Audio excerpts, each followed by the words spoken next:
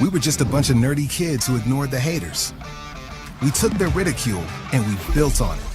And when some of us gave up, well, we built on that too.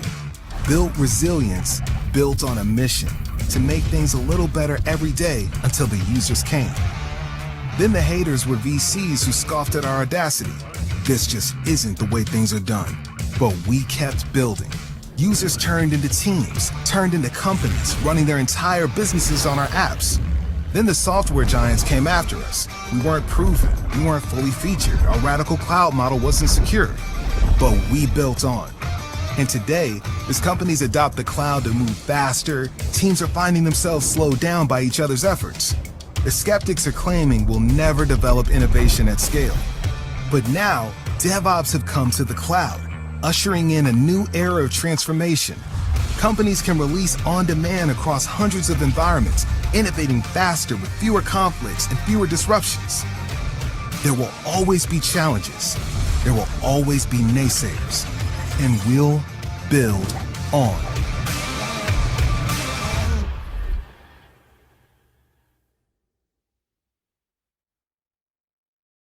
Hey everyone, welcome you all to this talk on Salesforce packaging demystified. So let's get started. Let me introduce myself. So my name is Mohesh Srivastava. I've been in Salesforce ecosystem now for almost a decade here. Recently I joined Salesforce as a lead developer evangelist. And if you have any questions regarding this talk, you can reach out to me via my Twitter handle. I'll also share my slides at the end via my Twitter handle.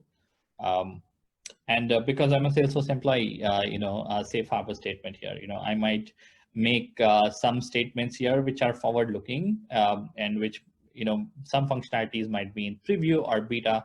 So do not make your purchasing decisions, based on my statements here. Always make sure that you look at the GA or the general availability of the product and, build your solutions based on whatever is currently available in the product. All right. So agenda for today is we'll give a little bit overview of what is Salesforce metadata, the dependency between Salesforce metadata, what is a Salesforce application package, what is unmanaged package, managed package, how do they differ, what's unlock package, and what led to creation of unlock package, and then we'll do a sneak peek of second generation package. I'll be honest with you, yesterday I recorded my session, and after the recording, I was like, okay, you know what? It'll not make sense if I just talk through the slides and switch my VS Code editor and kind of show you the code. I think I decided that okay, we will just live code for next 40 minutes, and we'll use the slides as a reference, and we'll come back and forth between the slides, but will not follow the linear progression of these slides because there's a lot of content in the slides, very helpful for reference, but really what I wanted to do was to actually show you the stuff, and then from there I think it'll make more sense. So let me just straight away switch to my VS Code editor, and I want to get a confirmation that you guys can see my VS Code editor here. Yes, we can. All right. Thank you. Thanks for the confirmation. Okay, so let's get started. So what I have is a blank Salesforce DX project created. As you can see, there's no contents in any of these directories because I wanted to start fresh. I want to start by showing an example of how we can use these Salesforce technologies like scratch arcs. Also technologies like how you can create packages from your command line, use Salesforce CLI for this conversation. So I have all the necessary infrastructure required to do my coding. So I have set up Visual Studio extension pack. You can download it from from the website, and you can go to Trailhead content and find a lot of content around all these technologies. So let's get started. So first thing I want to do is show you how to kind of set up the environment for 2G packaging development or unlock packages or creating scratch arcs. So let me actually open up my arc. So I have already connected to a developer edition arc.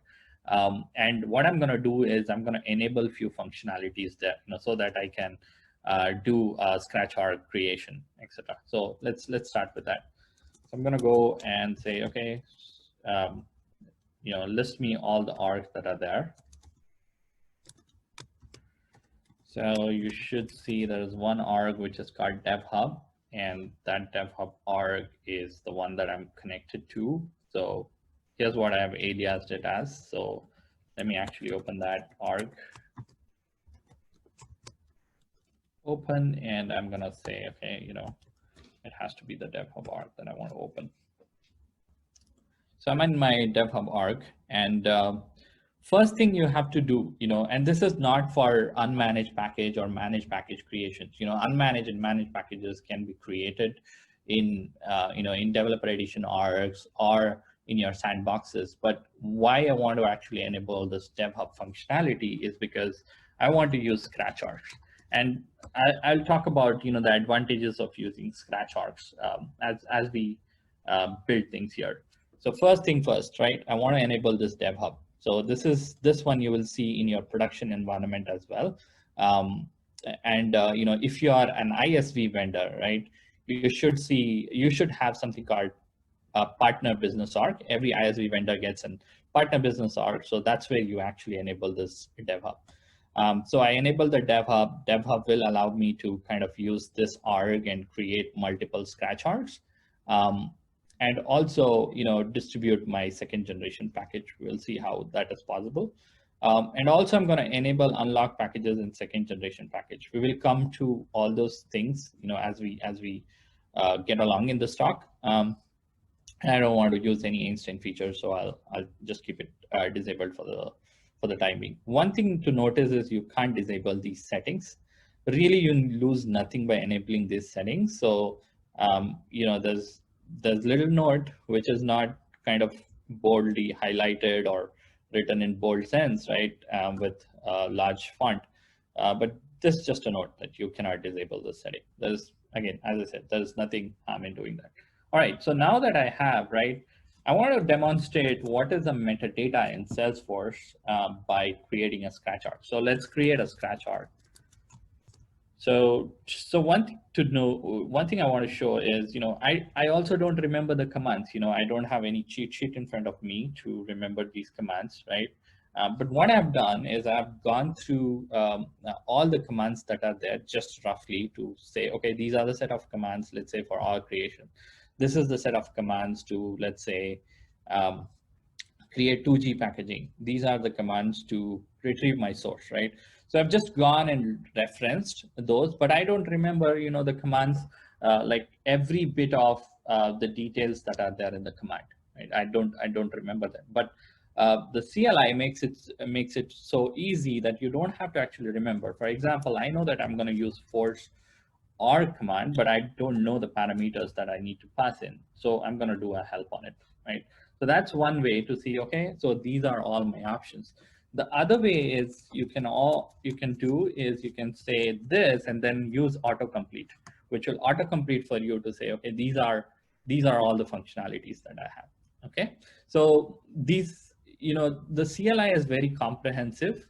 It will give you a lot of capabilities, but honestly, there is you don't have to remember everything. And other cool feature that I want to show you is if you have an extension pack, you can actually use, you don't have to remember a lot of commands, and you can, most of the commands are actually available as UI command utility in the VS Code extension. So you can directly use it from there without having to actually type these commands, which becomes very handy. So I'm going to use combinations of both, CLI, because there are certain commands that are not here in the VS Code, and certain commands are there in the VS Code. For that, I'll use VS Code. Okay, so I'm going to go here and say, okay, I want to create a Scratch org, right? So I'm going to say create a default Scratch org. Let's say I'll pick up a default JSON file that came up when I scaffolded my project, and I'm going to call this as maybe, my dev org. And then I'm going to say, okay, retain it for maybe 7 days. That's fine. So you can choose from 7 to 30 days. If you are building a bigger project, I recommend use that full 30-day, because you don't know when you might need your Scratch org. But if you're on a very small projects, right, 7 days is fine. There there is also one more thing, that is, the number of scratch arcs that you can have active at a point. There are limits to it. The DevOps can have 3, but if you're in like sandboxes, that's more depending on your edition, and there are all the other details there. So you have to make sure that you know those limits. So if you are using a sandbox or a scratch arc which is no more of use, also you'll have to take care of deleting them so that you don't run out of those limits. All right, so I've created the scratch arc. Now I'm gonna just open it. Notice this browser icon here. You can actually click and open the scratch arc that you just created. So you don't have to type that sfdx force source open command. All right, so our discussion is around metadata, right? So one of the things that that folks don't understand properly is, so metadata in Salesforce, right? Literally whatever you do, this slide, right? So literally whatever you do here, like for example, you are configuring, as an admin, let's say you're, creating objects or validation rules or process builders or page layouts, right? Or you're writing code, you're a pro code developer where you're writing Apex, building Aura components, building LWC, or you're doing some settings, as a part of changes. Like for example, you're using bot functionality or live agents, right?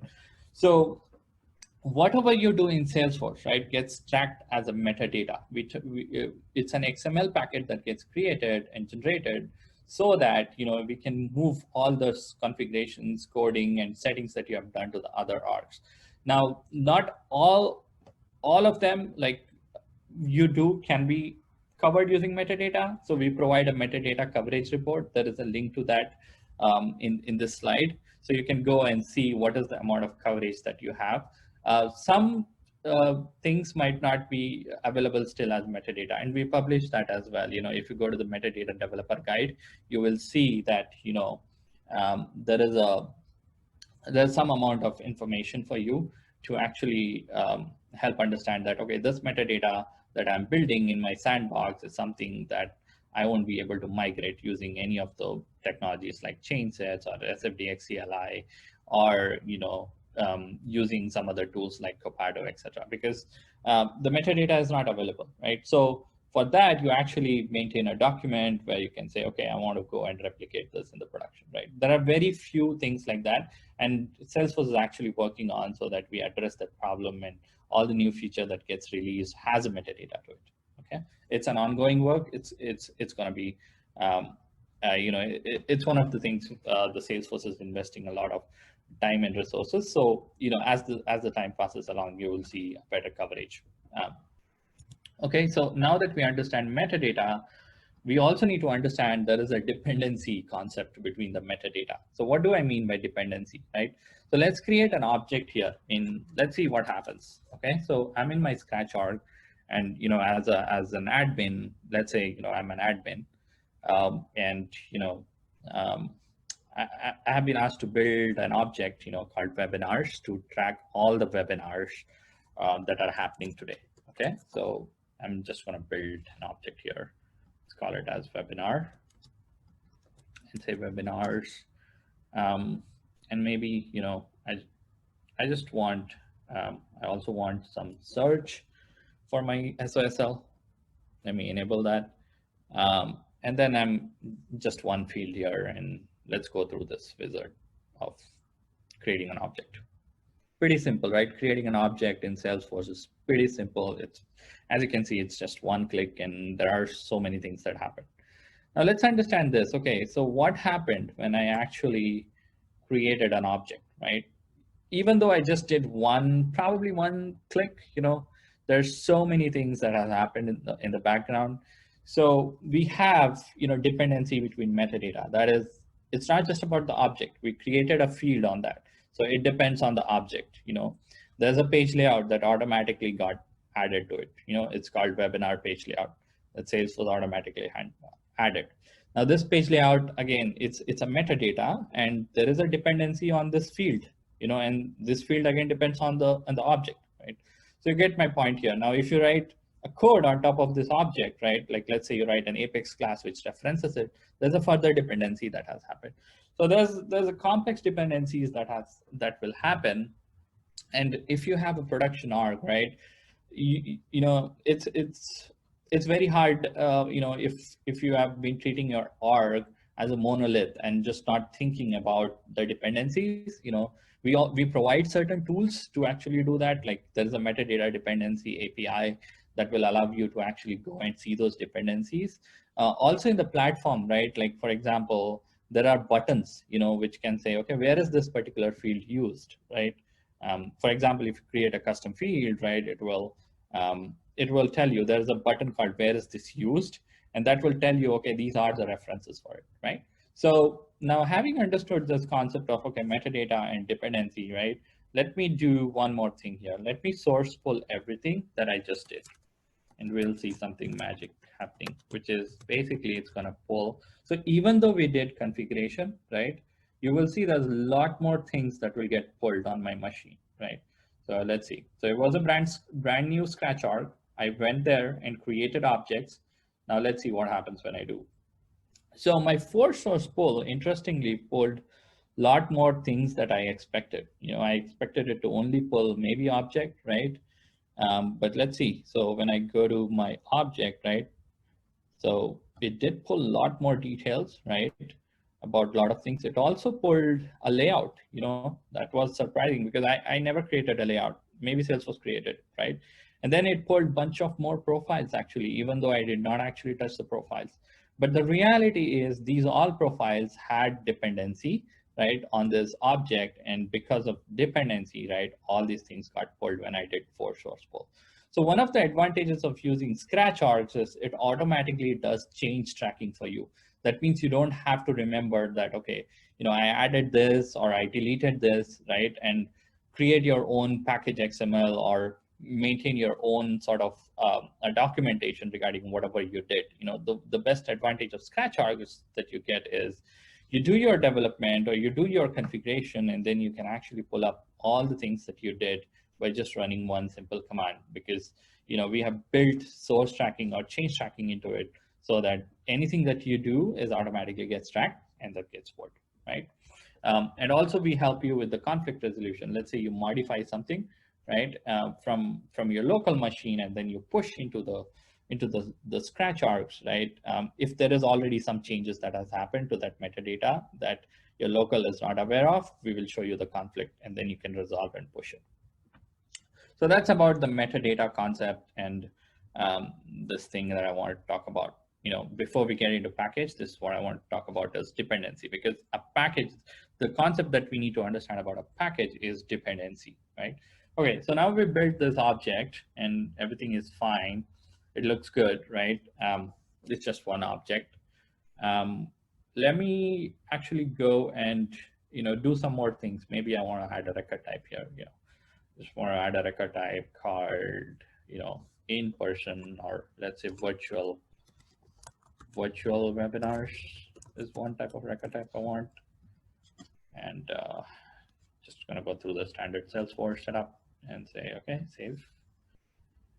And the next thing that I want is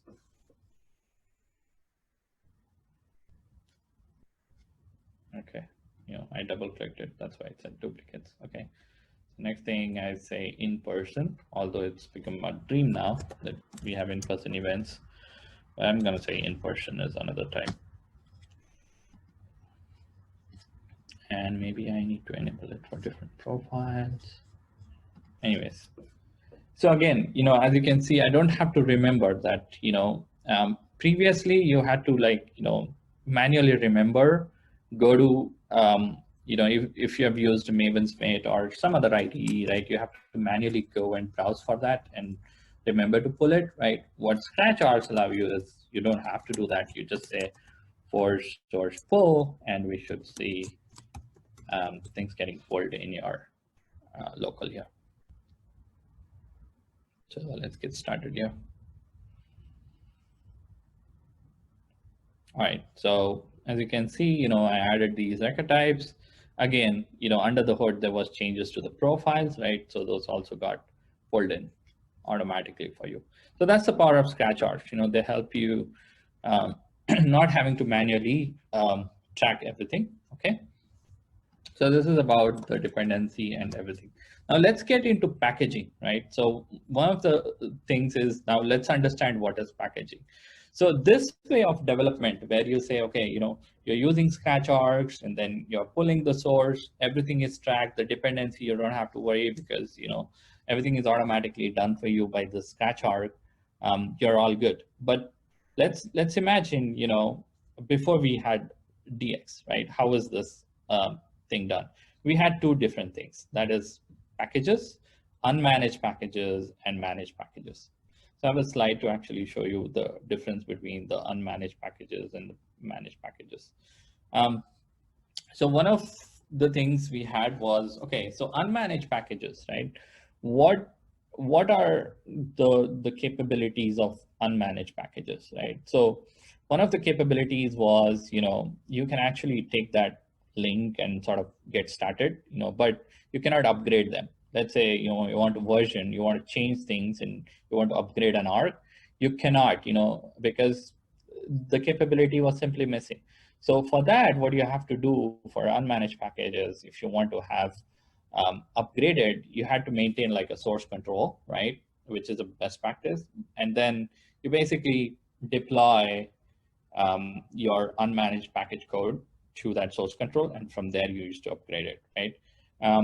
And with a managed package, which was basically designed for App Exchange and ISV clients, you get this upgradability and the versionable thing. So it was a good thing. Now, even as a Salesforce, customers, right, who are not ISV vendors, we wanted to actually give the whole of this capability. That is, whenever they build an application, they can upgrade it, version it, source control, put it in source control. So instead of giving them this whole monolithic kind of an architecture, right, how can they move into more modular architecture? And that's why we created this whole unlocked package concept where, you can break your whole org into, smaller packages and make them dependent on each other so that, you can manage them.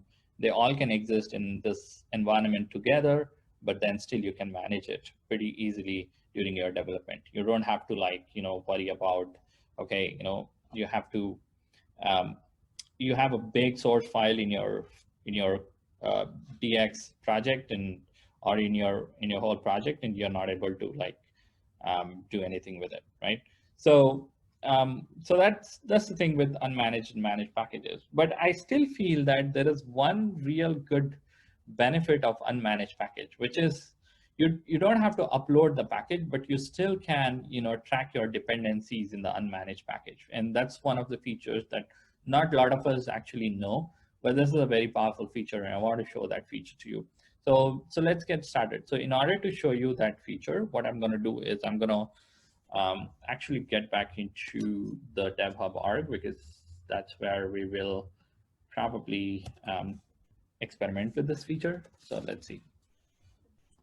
So one of the things I want to do here is I am into so this is my Scratch arc, right? Or was it my Scratch arc or? Okay, so this was my DevHub arc, right?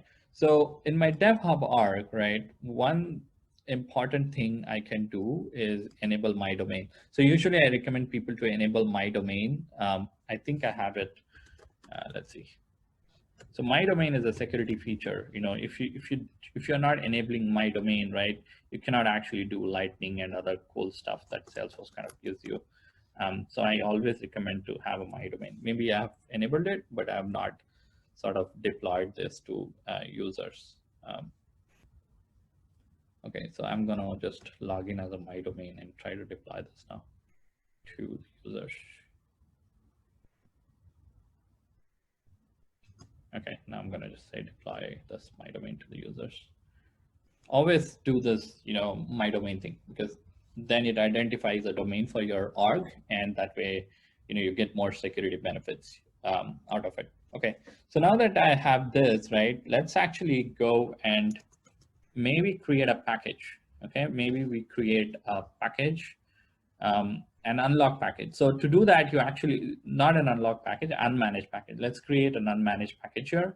So to do that, actually, you go to the package manager and then you say new, and then you can create your unmanaged package. But if you want to make this a managed package, what you do is you have to assign a namespace to this org.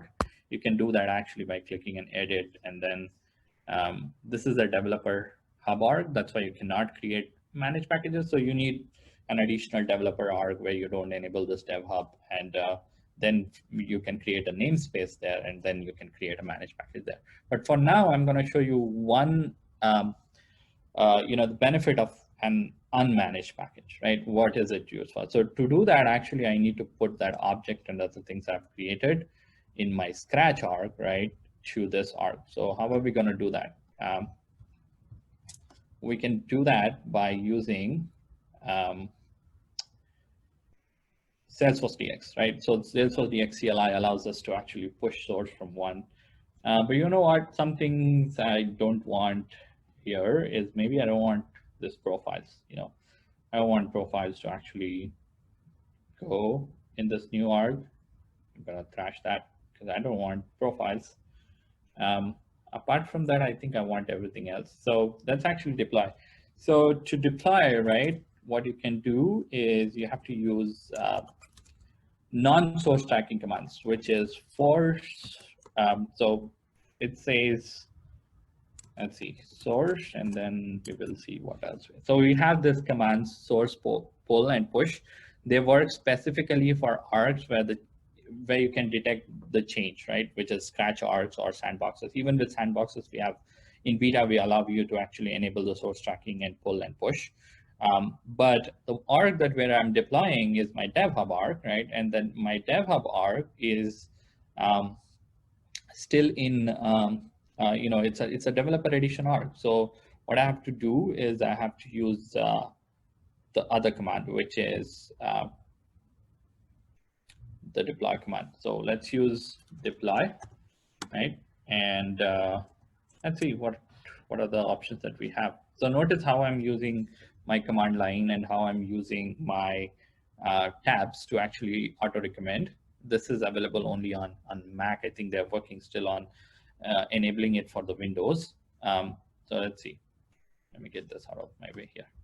Okay, so for source deploy, now let's see. So here, there are certain options, right? Where you can say, okay, you can provide a source path. Source path is basically the whole path of this project, right?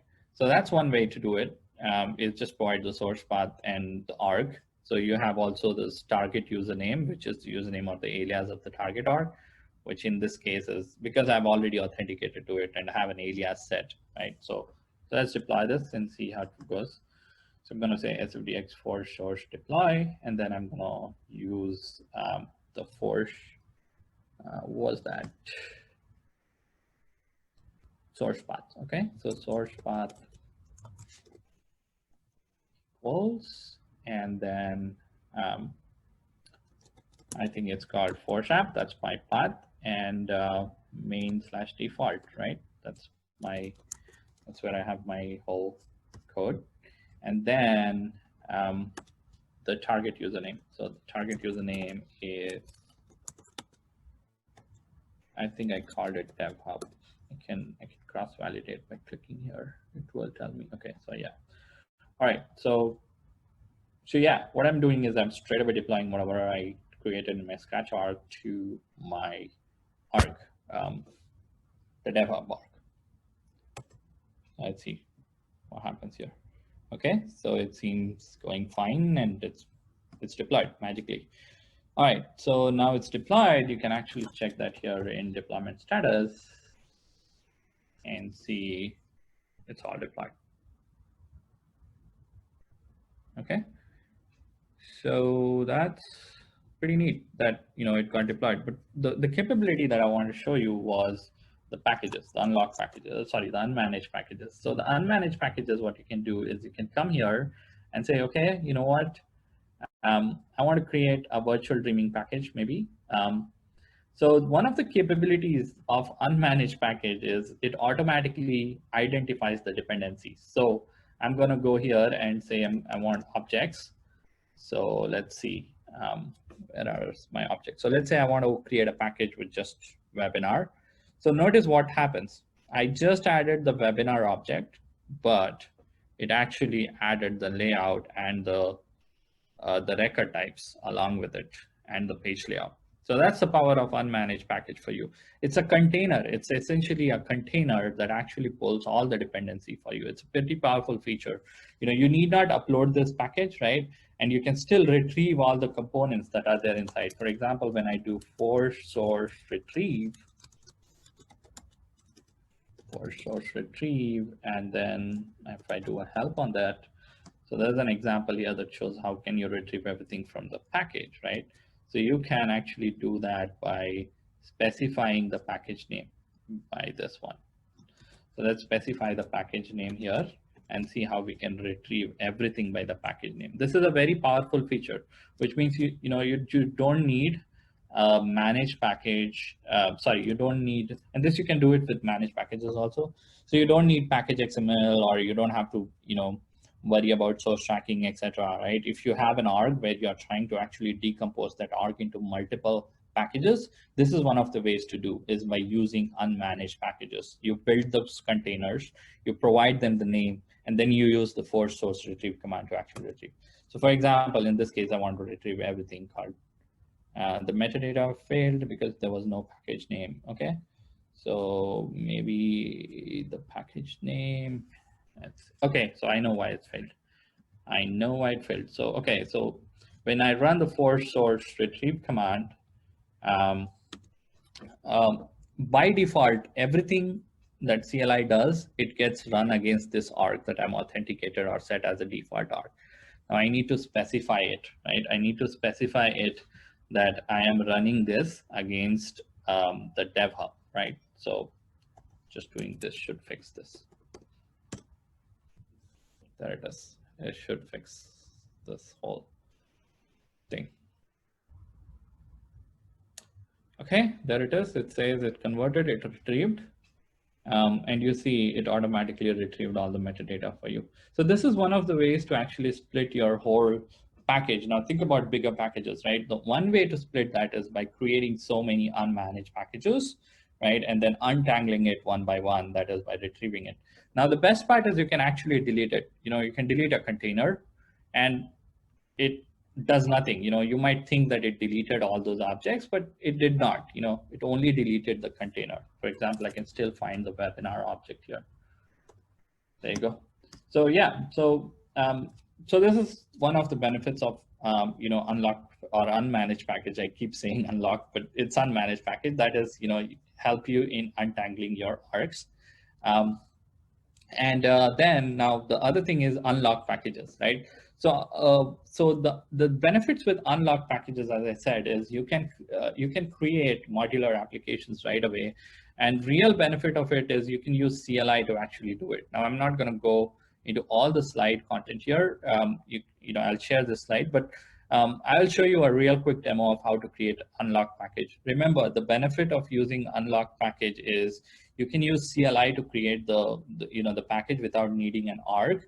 And the other benefit of unlock packages, just like managed packages, they are upgradable. That is, you can completely keep them in your source control like Git, and then you can do your developments there, and then just push or keep iterating on your app and just keep pushing that package, which is by installing them in your environments. So let's take a quick demo of 5 minutes demo. I think I'm left with probably that will be the last demo of this, and then I'll take some time to answer your questions. So let's quickly create a second generation package. To create a second generation package, right, you need to know this command, for source package, and let's do a help on this. So as you can see, there are commands to create, install, uninstall, update, right? So I want to create a package here. So I'm going to say for package create. And then I don't know, so I'm going to help on that. So it's going to say, okay, you just need the name of it, right? So I'm going to say, okay, the name of this package, what should we call? Let's call it virtual dreaming, maybe. Okay. All right. Okay, so it has to, okay, so one thing it clearly highlighted is you need the type of the package, because it's the same command you use to create a managed to generation package. It's the same command you use to create an unlock package. So I'm gonna say type as unlocked, because we're creating unlock packages. Okay, see, I have a typo. And let me know that I have a typo here. Let's fix that actually. Okay. Okay, there is it is, I want to show that, this is live, and, even if you type wrong things, you can still actually do it. So it's going to ask me for the path because I have multiple paths already. So I'm going to say it's force app main/default. Okay, now it should let me, come on. There it is. Okay, so now the package ID is created, right? And that's where you go to the package.json, sorry, it is sfdx project.json, and you see already a package ID got created and a version number got allocated to this. Now what I want to do is, so this one is a package, that is a container. Now within that, you will have a subtree, which is the package version. So let's create a package version. So to create package version, we say force that package, I think it's called package version, or I'll do more help on it. Whenever I need help, I'll say more help. So sfdx for package version. I think it's package version create. No, I think it's called force package version. Okay, so force package version, and then let's do a help on that. Okay, now it's correct. So now all you need is force package version create, and then we'll need a help on it to see what commands it is. So you can see, right, the way I'm building this. I don't know, I'm just looking at the command terminal help and getting it. So for example, I want to create a package version for a package, and my package is this one. I have the ID, the 0h ID. So now I can create a package version, right? So you see there is an installation key, and I can actually bypass that by using _x. That should do it. Okay, so now it has started to create the package. It's an asynchronous process, so it's gonna take some time to actually generate it. It's gonna validate, it's verifying certain things, and now it's gonna come back and say it created one. You will see a package version ID and a package version. It's gonna take some time. Maybe we can come back and visit it. So how much time do I have left, Mike? So we are at our 40 minutes, but looks like there's quite a few questions. Probably won't be able to get through all of them, but I think we can go ahead and get started if that's what you're ready for. Yes, I think let's get started with some good questions. Great. Yep. If there are questions, please post them in the Q&A functionality because the chat could keep moving and we might miss them. So please put them all in the Q&A. First question is, second generation package replacing first generation package, or do they provide unique or different use cases, and are they both going to stay available moving forward? Great question. I have the slide here, just to demonstrate the difference between 1GP and 2GP. The thing with the 1GP package is, it was pretty much linear. That is, for example, you cannot have a branching structure in place. It's linear. It had so many limitations in place. Like, for example, there's only, you have to write your Apex in global, to share it between different packages. And the package creation automation cannot be done. It can be done. It was not that simple, right?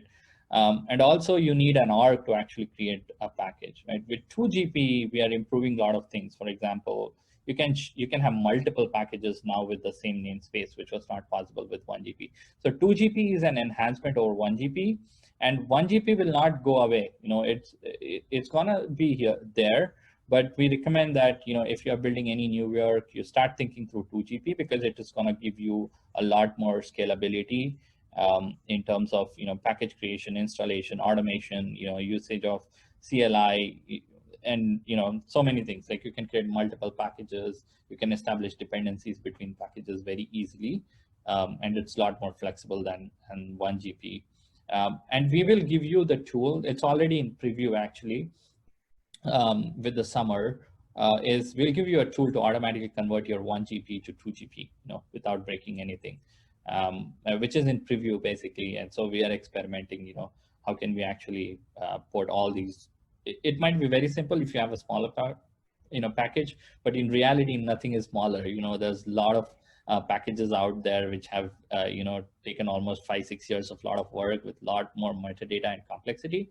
So, we are experimenting with this, and yeah, 2GP will be the future. Slowly you will see the advantages of, modular development and 2GP package, and, we'll wait for complete adoption. Great. Is the Dev Hub available for a sandbox? Remember, Salesforce had a pilot in 2018.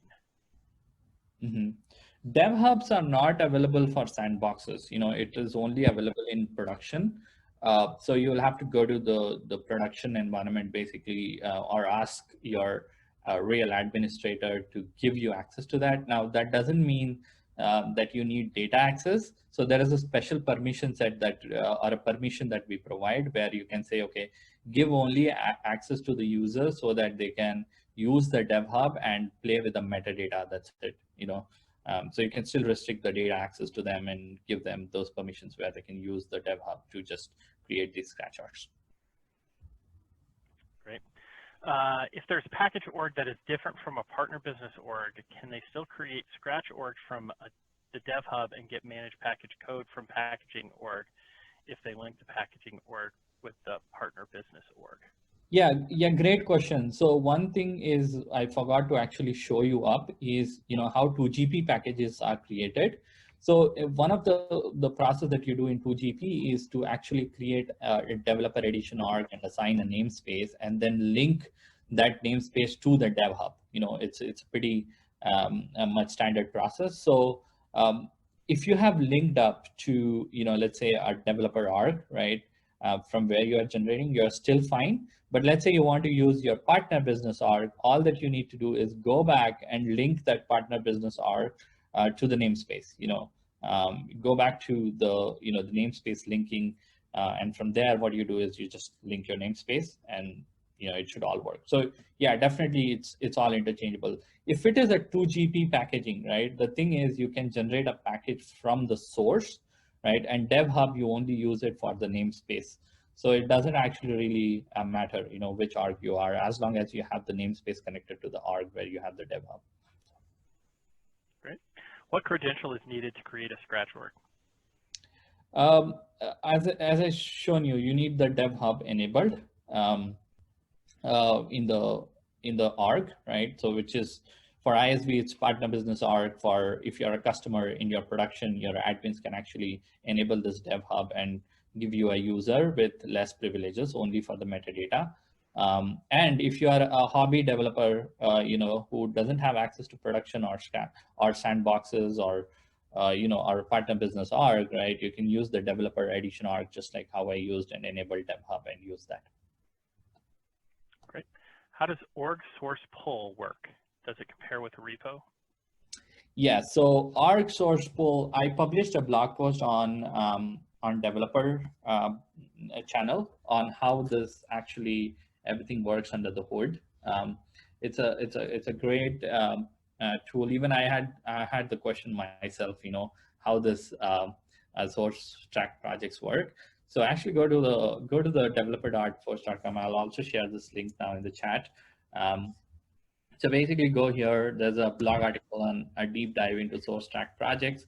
I'll show you exactly how this thing works. There's a neat little flowchart that I put together just to demonstrate this whole complexity of what happens, when you run for source pull and push, and how you can troubleshoot errors if you are running into a conflict, or if you're running into a race condition or something that you don't understand. So it's a great resource where you can actually see. Awesome. I know there was some discussion about this specific question in the chat earlier, but are there any resources to help understand what to do to get to the point where you started today, Mohit, basically this individual is lost on Scratch orgs, VS Code, etc. Any resources? Yes, sure. So there is one session actually from Satya today, is our developer evangelist at Virtual Dreaming. Is going to talk about, how to be productive with Visual Studio Code. But all that I did was, so go to, first of all, search for SFDX CLI, installation. So first thing to do is go to the SFDX CLI installation, right? So there's a resource on how you can actually install the CLI, right? So there's a download link where you can go and install the CLI depending on your OS, whether you want to, if you're using Mac OS, click this link. If you're on Windows, etc.